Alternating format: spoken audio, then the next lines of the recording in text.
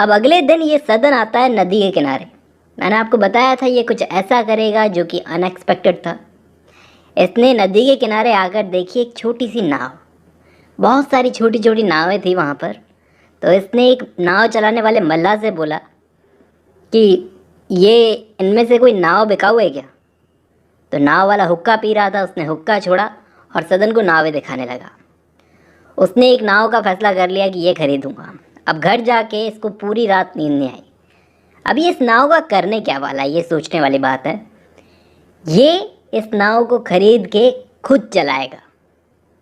अभी तक इसने नाव वाले को पैसे नहीं दिए हैं, पैसे कहाँ से लाएगा। अब पैसे तो है नहीं, कहाँ से लाए। फिर इसको एक आइडिया आया कि मेरे पास एक पुराना हार पड़ा है, वो बिक जाएगा। खानदानी हार है, लेकिन क्या है, ऐसे हार जो होते हैं खानदान की इज्जत होती है। ये खुद उसे बेचने नहीं गया, बल्कि इसने अपने नौकर जीतन को बुलाया। जीतन बाहर आया, उसने बोला कि बिकवा दूंगा। पर जीतन इस हार को लेके गया अपने झोंपड़े में। झोंपड़े में जा कर के उसने मिट्टी में दबी हुई हंडियाँ निकाली, जिसमें उसने ज़िंदगी भर की अपनी हेरा फेरी की गोलमाल की कमाई जो रख रखी थी, उसे निकाल करके सदन को ला करके दी। सदन का हार बिक चुका था। उस हार के पैसों से इसने नाव खरीदी और नाव खरीद कर नाव चलाने के लिए खुद गहरे पानी में उतर गया। इसने नाव के साथ साथ एक आदमी भी किराए पर लिया था जो इसके लिए नाव चलाएगा, एक मल्लाह। ठीक है, वहाँ दूसरी तरफ कोठे खाली हो रहे थे। वहाँ पर वैश्याओं को निकाला जा रहा था, दूसरी जगहों पर रखा जा रहा था, बंदोबस्त किया जा रहा था। वकील साहब दिन रात इसी काम में लगे हुए थे। जो कभी किसी कोठे पर नहीं जाते थे, वो आज कोठे पर ही बैठे रहते थे सुबह से शाम तक। क्यों? क्योंकि उन्हें वैश्याओं को एक अच्छी ज़िंदगी देनी थी। और जब ये यहाँ तक पहुँचे थे वकील साहब, तो इस वक्त तक सबने वकील साहब का साथ छोड़ दिया था। यहाँ तक कि विट्ठल दास जी, वो भी अब इनके साथ में नहीं थे, वो भी हट लिए साइड में। वकील साहब तो दिन रात लगे हुए थे और वैश्याओं ने इनका खूब सपोर्ट किया। लग रहा था कि वैश्याएँ साथ नहीं देगी, लेकिन खूब सपोर्ट किया। यहाँ सदन नाव चला रहा था जो इसने खरीद ली थी। अब नाव चलाने का इसको कोई एक्सपीरियंस नहीं था, लेकिन ये इस काम में लग गया तो लग गया। किसी को भी इसने नहीं बताया कि मैं ये काम कर रहा हूँ। अब घाट पर सबसे ज़्यादा इसने अपनी नाव को सजा लिया, कारपेट बिछा दिया अंदर और बहुत ज़्यादा सजा लिया, जिससे क्या है, ज़्यादातर अमीर लोग जो हैं इसी की नाव की तरफ अट्रैक्ट होते थे। अब एक ज़मींदार का बेटा था ये, वकील का भतीजा, ऐसा काम कर रहा है, शर्म की बात तो थी इसके लिए। लेकिन फिर भी इसने काम कर करके कुछ ही महीनों में अपना एक झोपड़ा तैयार कर लिया घाट के पास में। अब एक दिन बहुत देर तक इसका आदमी क्या है, नाव लेकर नहीं लौटा। तो इसको चिंता हो गई। ये बाहर गया तो इसने क्या देखा कि सुमन और शांता नाव वालों से बात कर रही थी, मल्लाहों से बात कर रही थी। कहीं जाना था शायद उनको। सदन गया उन दोनों के पास में और उनसे पूछा, कहाँ जा रही हो तुम दोनों। सुमन ने ऐसे बिहेव किया जैसे वो सदन को जानती ही नहीं। उसने बाकी मल्लाहों से कहा, जाओ यहाँ से, ये हमारे घर की औरतें हैं। सदन ने उन दोनों बहनों से पूछा, बताओ तुम दोनों कहाँ जा रही हो। तो सुमन बोली, हमने विधवाश्रम छोड़ दिया है, क्योंकि विधवाओं को पता चल गया था कि मैं वैश्या का काम करती थी पहले, इसलिए हमारे वहाँ रहने से विधवाओं को बहुत तकलीफ़ हो रही थी। और अब सदन, हमको नदी के पार जाना है, किसी मल्लाह से बात करो, हमें जाना है। तो सदन बोला, तुम लोग कहाँ जाओगी, अपने घर तो तुम लोग पहुँच चुकी हो। ये मेरा झोंपड़ा है और मैं इसका पति। मैं नाव चला रहा हूँ 3-4 महीने से, पैसा कमाता हूँ, कमाऊ हो गया हूँ। नौकरी ढूंढने की बहुत कोशिश की थी मैंने, लेकिन मुझे नहीं मिली। यही काम कर रहा हूँ और अब मैं अपनी बीवी शांता को इस झोंपड़े में रख सकता हूँ, इतना लायक हो गया हूँ मैं। दोस्तों, ये दोनों बहनें सुमन और शांता, ये दोनों चुपचाप आश्रम छोड़ करके आई है। विट्ठल दास जी को इस बात का पता भी नहीं है। उनको लग रहा था कि दोनों बहनें डूब के मर तो नहीं गई। विट्ठल दास जी और वकील साहब में बहस होने लगी, एक दूसरे को ब्लेम करने लगे कि तुम्हारी वजह से गई है, तुम्हारी वजह से गई है। वकील साहब को ये खुन्नस भी थी कि विट्ठल दास जी ने वैश्याओं के काम में इनका साथ छोड़ दिया। अब दोनों एक दूसरे को ब्लेम करने लगे। इन दोनों ने सोचा कि जाके सदन से पूछते हैं। वकील साहब बोले, कल सुबह आने दो, उससे पूछता हूँ, क्या पता उसको पता हो कि कहाँ गई हैं दोनों बहनें। सुबह वकील साहब ने भतीजे से पूछा कि तुम रात भर कहाँ थे। तो सदन बोला, चाचा जी, मैंने आपको अभी तक बताया नहीं, मैंने एक काम शुरू कर दिया है, मैं नाव चलाना शुरू कर दिया है मैंने। वहाँ पे मैंने अपना झोंपड़े बना लिया है और वहीं पर रहता हूँ। तो वकील साहब बोले, हाँ मुझे पता है, मुझे बताया था किसी ने तुम ये काम करने लगे हो।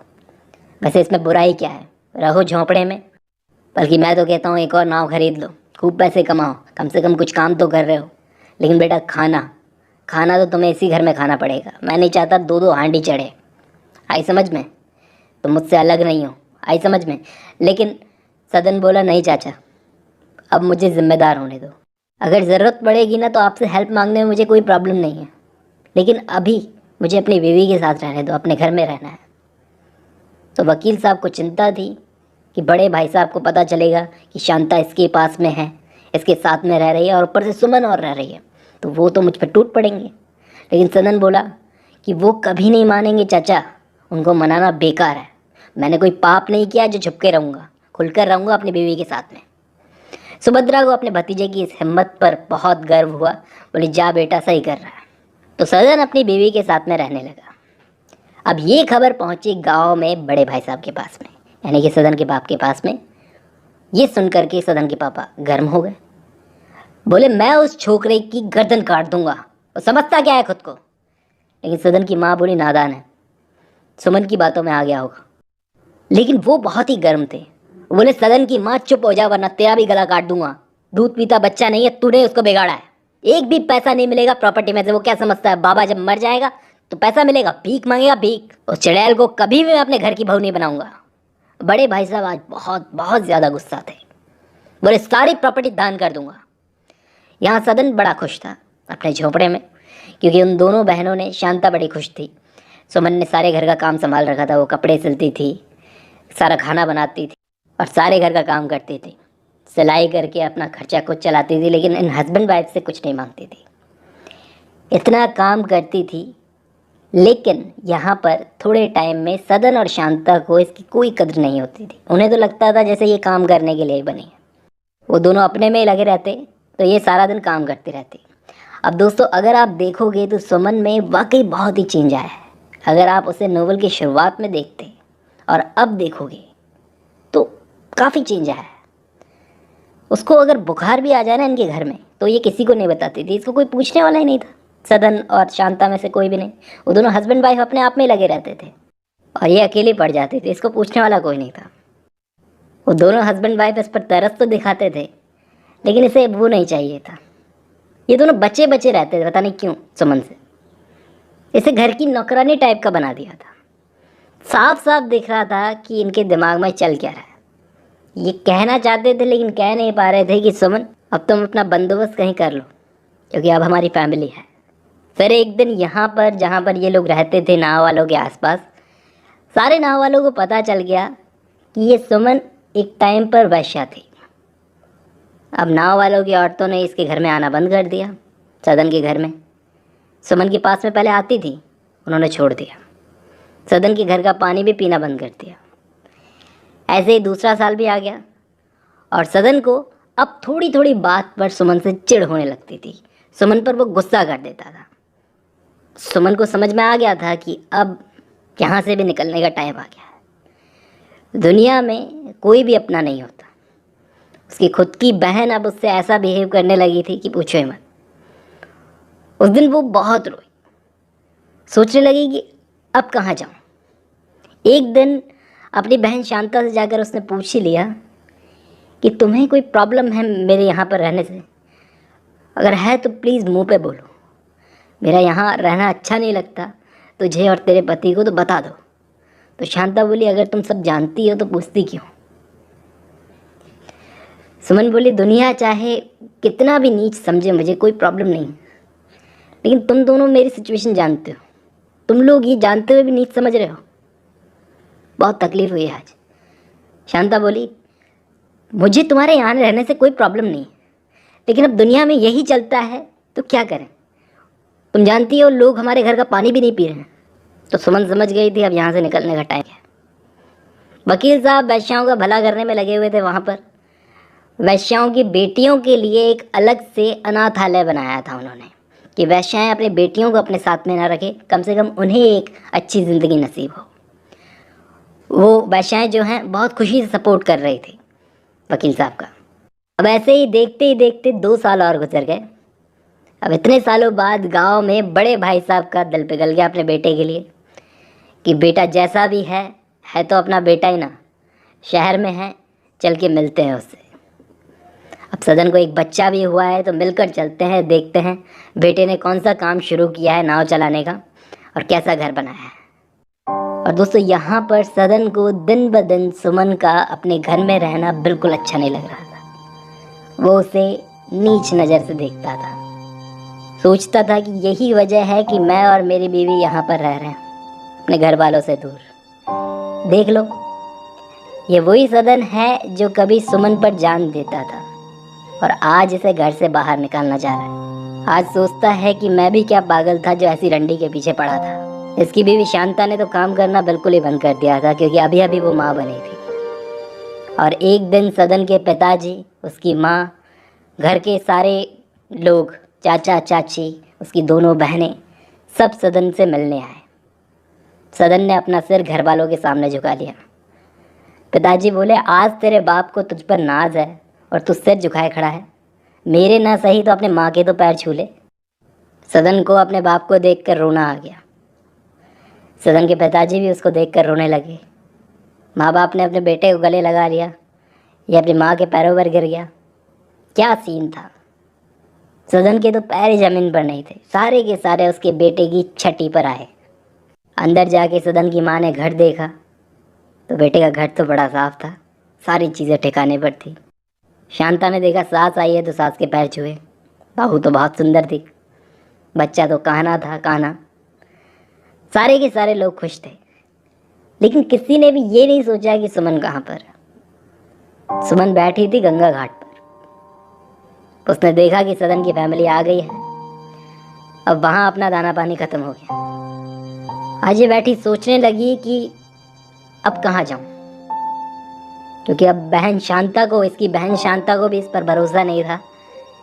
थी तो ये एक वैश्या, क्या पता मेरे पति को फंसा ले। और दोस्तों, सबसे बुरा पेनफुल सीन मुझे इस नोवेल के अंदर लगा जब ये घर गई ना, वापस जाकर देखा कि सदन की फैमिली आ गई है। तो सदन की माँ ने कहा कि वो भी यहीं पर रहती है।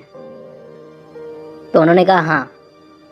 तो सदन की माँ ने कहा कि ये घड़ा जो है ना, इसको फेंकवा दो और बर्तन जो वो इस्तेमाल करती थी ना, उसको फिर से धुलवाना। ये सुन करके ये वहाँ से आ गई कि अपना दाना पानी यहाँ पर ख़त्म हो गया। आज इसका दिल बहुत रो रहा था। ये अंधेरे में गिरते पड़ते, पत्थरों से टक्कर खाते खाते जा रही थी। पैर में कांटा चुभ गया, पैर पकड़ के बैठ गई। रात का वक्त था, चारों तरफ अंधेरा, डरी हुई।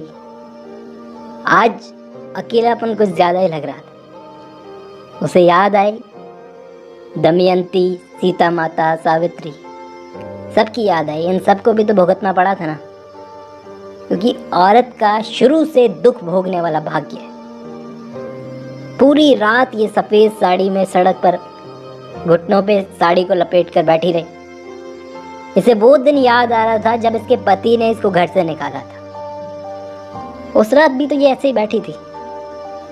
तभी इसने क्या देखा कि गजादर इसके सामने खड़ा था।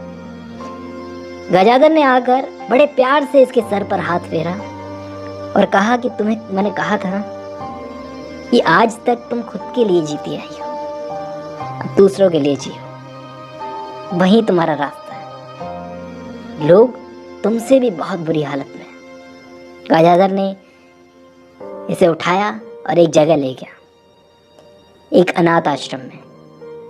उस अनाथ आश्रम में वैश्याओं की बच्चियां थी। मैंने आपको बताया था वैश्याओं की बच्चियों के लिए एक अनाथ आश्रम बनाया गया। कोई भी औरत इन बच्चियों को पढ़ाना नहीं चाहती थी। तो गजादर ने बोला कि तुम इनकी माँ बन जाओ। सुमन ये सुनकर रो पड़ी। और दोस्तों, यहीं पर ये नोवेल ख़त्म होती है। इसके बाद में 1 साल गुजर गया। सदन अपनी फैमिली के साथ में मज़े में था। उसके पिताजी तीर्थ यात्रा जाना चाहते थे, लेकिन नहीं गए। वकील साहब ने अपनी वकालत छोड़ दी, म्यूनसिपैलिटी संभालते थे वो। विट्ठल दास जी अभी भी लगे हुए थे अच्छे कामों में। सदन ने यहाँ पर अपने नाव का अच्छा बिजनेस खोल लिया था, अच्छे पैसे कमाता था। और गजानन जी साधु, गजाधर बाबू, वो जंगलों में घूमते रहते थे, लोगों की मदद करते थे, जैसे वो शुरू से करते आए थे। और सुभद्रा की जहाँ तक बात करूँ तो एक दिन ये गाड़ी में बैठकर जा रही थी तो इसने रास्ते में देखा कि जंगल के बीचों बीच एक खूबसूरत अनाथ आश्रम बना हुआ था, जिस अनाथ आश्रम के बाहर लिखा था सेवा सदन। ये अंदर गई तो इसे एक लड़की मिली। वो अंदर गई अनाथ आश्रम चलाने वाले के पास में, यानी सुमन के पास में। सुमन को जाके बोला कि बाहर कोई मिलने आए हैं। सुमन बाहर गई तो सुभद्रा की आंखें भर आई। सुमन ने बोला, अरे बहू जी, आप अकेली आई हैं? वकील साहब नहीं है?